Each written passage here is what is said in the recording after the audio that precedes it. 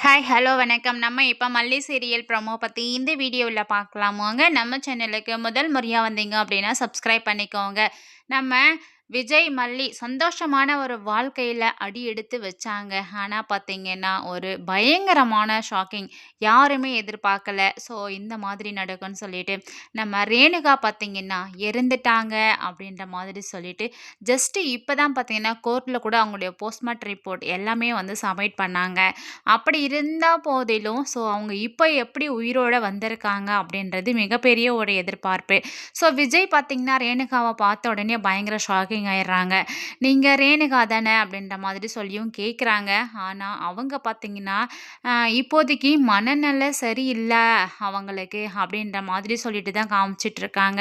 ஆனா பார்த்தீங்கன்னா, அவங்க உண்மையிலேயே வந்து நல்லா தான் இருக்காங்க. அது மட்டும் இல்லாம தமக்குன்னு ஒரு குடும்பம், கல்யாணம் ஆயிடுச்சு, ஒரு குழந்தை இருந்துச்சு அப்படின்ற ஒரு ஞாபகம் ஃபுல்லா இருக்கு. ஸோ அவங்கள தேடி தான் இவங்க ரேணுகாவும் வந்துட்டுருக்காங்க. அப்பன்னு பார்த்து தான் நம்ம விஜய் கண்ணுல படுறாரு. விஜய பார்த்த உடனே அவங்களுக்கு என்னவோ ஞாபகம் வந்துருச்சு. ஆனா ஞாபகம் இல்ல அப்படின்ற மாதிரி சொல்லிட்டு தான் காமிச்சுக்கிறாங்க.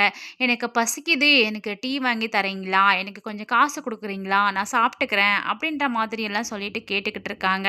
ஸோ இந்த விஷயம் நம்ம விஜய்க்கு தெரிஞ்சே பயங்கர ஷாக்கிங். இப்போ விஜய் போயிட்டு நம்ம மல்லிகிட்டயும் இந்த விஷயத்த ஷேர் பண்றாங்க.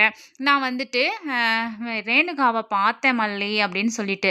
நிஜமா சொல்றீங்களா? அவங்க தான் இறந்துட்டாங்கன்னு சொன்னீங்களே! எப்படி அவங்க மறுபடியும் உயிரோட இருக்காங்க? என்ன சொல்றீங்க?